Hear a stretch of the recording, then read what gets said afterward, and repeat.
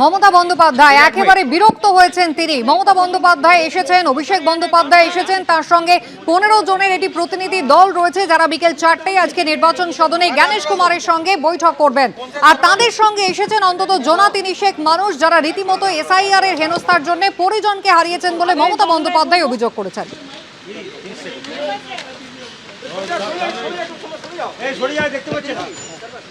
দেখুন, এটা খুব স্যাড। সকাল থেকে বঙ্গভবন এবং আমাদের দুটো বঙ্গভবনে সেন্ট্রাল পুলিশ, দিল্লি পুলিশ দিয়ে ভর্তি করে দিয়েছে। দেখছে ঘরে ঘরে খুঁজে কে কে এসছে। এটা ওরা করতে পারে না। They don't have any right to search room to room in Bangabhaban that which people are staying from Bengal. This is our bhavan. And you will appreciate 150 people died because of SIR. And their family members, out of that, few family members came to raise their voice. And there are some people who are alive. But SIR case, Election Commission declared them death. They have died. On protest of that, they came to raise their voice. If they are permittable, we will appeal. Then they can go, they can meet some people. But don't think that they will give us the guidelines for the agitation. We know there are some institutions, judiciary, election commission, where we can raise our voice. And if they challenge like this, ये ठीक नहीं है। आप जो जगह में लोग रहता है, आप उधर में जाके सब सुबह से तंग किया है। मैं देखो घर का कपड़ा पड़ के चलाया, इसी के लिए हमको रुक नहीं सकता है। अगर सुप्रीम कोर्ट परमिशन देगा, हमने फाइल किया है केस, तो परेड कर सकता है। जो जिंदा है, आप सोचो, अगर कोई जिंदा है उसको लिस्ट में डेथ बोल दिया, लेकिन 150 आदमी को डेथ हो गया, उसको घर में परिवार को देखने कोई नहीं है। आपको ऑफिसर भी बहुत मर चुका, आपको ऑफिसर को भी चेक कर रहा है। ऐसे देश नहीं चल सकता है। हम तो इंसाफ के लिए, इंसानियत के इंसाफ के लिए आए हुए हैं। हम तो दिल्ली में आता नहीं है, ये तो कॉन्स्पिरेसी करते हैं खाली। हम तो आए हैं खाली उसको प्रोटेक्ट करने के लिए। वही 2-3 दिन करेगा, हम चला जाएगा। दिल्ली को हम पसंद नहीं करते हैं जब तक ये लोग रहेगा। हम दिल्ली में बहुत ही रुका। मैं 84 से 2009 तक हम 5 दफे MP था। हमको दिल्ली अच्छा से लिया गया, लेकिन ऐसा एट्रॉसिटीज, ऐसा टॉर्चर हम कभी नहीं देखा। तो मेहरबानी करके आप टॉर्चर करना बंद कर दिए, वो लोग डर जाए। वो लोग विलेज का सिंपल आदमी है। आप सोचो, जैसा आपका घर के माता दिया है, बहन दिया है, भाई दिया है, क्या है। অভিষেক বন্দ্যোপাধ্যায়কে সঙ্গে নিয়ে মমতা বন্দ্যোপাধ্যায় বঙ্গভবনের বাইরে পৌঁছে গিয়েছেন। একেবারে দিল্লি পুলিশের সঙ্গে তিনি রীতিমতো কথা বললেন এবং তাদেরকে অনুরোধ করলেন যে বঙ্গভবনের বাইরে যেভাবে নিরাপত্তার কড়াকড়ি করা হয়েছে, তাতে ভেতরে যে মানুষরা রয়েছেন তারা রীতিমতো আতঙ্কিত হয়ে পড়বেন, কোনো প্রয়োজন নেই এর, এমনটাই মমতা বন্দ্যোপাধ্যায় বলছেন। দিল্লি তিনি হাতের তালুর মতো চেনেন মমতা বন্দ্যোপাধ্যায় দাবি করছেন, এবং দিল্লি পুলিশের এই আচরণ কিন্তু ঠিক নয়।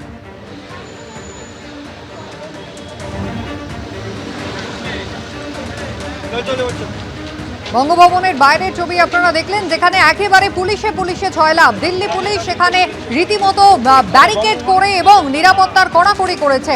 অন্তত 150 জন মানুষ এসআইআর এর হয়রানির জন্য তাদের প্রাণ চলে গিয়েছে। মমতা বন্দ্যোপাধ্যায় আজকে এমনটা অভিযোগ করছেন এবং তাদেরই আত্মীয় পরিজনদের নিয়ে এসেছেন দিল্লিতে। অন্তত জোনা 30 মানুষ তারা বঙ্গভবনে রয়েছেন, আর বঙ্গভবনের বাইরেই নিরাপত্তার কড়াকড়িতে তারা রীতিমতো অস্বস্তি বোধ করবেন, আতঙ্কিত হয়ে পড়বেন।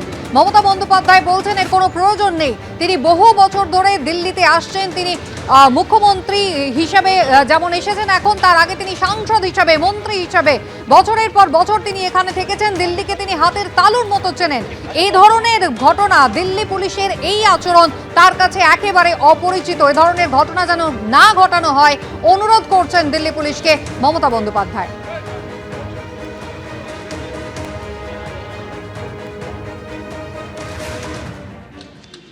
This is our Bhavan, and you will appreciate 150 people died because of SIR, and their family members, out of that, few family members came to raise their voice, and there are some people who are alive, but SIR case, Election Commission declared them death. They have died. On protest of that, they came to raise their voice. If they are permittable, we will appeal. Then they can go, they can meet some people. You know, there are some institution, judiciary, election commission, where we can raise our voice. And if they challenge like this, then they do not know we are danger than anybody else, because we born and brought up from the struggle. So I am going to Bongo Bhavan to see our people and to see the atrocities of this Delhi police. I will request the Home Minister not to behave like this. When you come to Bengal, we give you the red carpet. And when you came in Delhi, you give us a black carpet. We'll show you the black result. Please restrain yourself from the atrocities, from the torture of the Bengal people who have lost their lives, their family members against their family members. Don't show us the muscle. If nobody fight in this country, I will fight.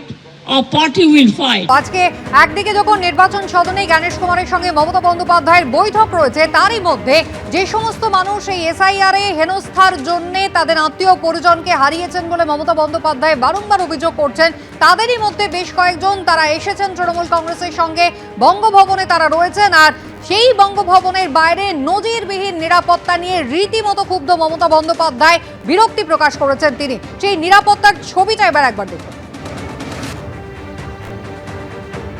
बंदोबस्त बल है वो देखने को मिल रहा है। और आपको बता दें कि टीएमसी ऐसे लोगों को जो है वो लेकर के आई है जिनका एसआईआर में नाम जो है वो नहीं इंक्लूड किया गया है।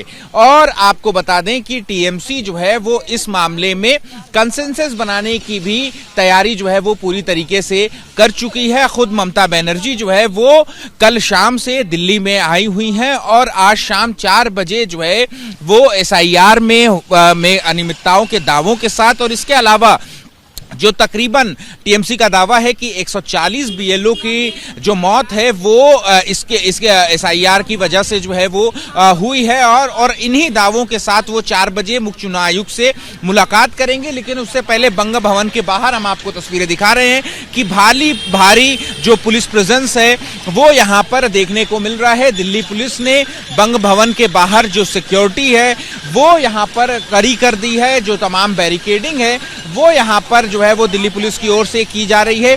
दिल्ली पुलिस के जवान जो हैं उनकी तैनाती जो है वो यहाँ पर कर दी गई है। इसके अलावा जो अर्धसैनिक सुरक्षा बलों के जो जवान हैं उनकी भी तैनाती जो है वो यहाँ पर बंग भवन के बाहर जो है वो कर दी है। क्योंकि आपको बता दें कि टीएमसी जो है वो ऐसे कुछ लोगों को अपने साथ लेकर के आई है जो कि जिनका नाम जो है वो एसआईआर में इंक्लूड नहीं किया गया है। और लॉ एंड ऑर्डर की स्थिति को देखते हुए दिल्ली पुलिस की तरफ से ये तमाम जो सुरक्षा के जो इंतजाम है वो यहाँ पर किए गए हैं कि इस तरीके से जो बैरिकेडिंग है, देखिए कई लेयर की बैरिकेडिंग जो है वो यहाँ पर मंगवा दी गई है। और जो बंग भवन के जो एंट्री पॉइंट्स हैं उन एंट्री पॉइंट्स पर जो बैरिकेडिंग है वो दिल्ली पुलिस की तरफ से जो है वो की जाएगी।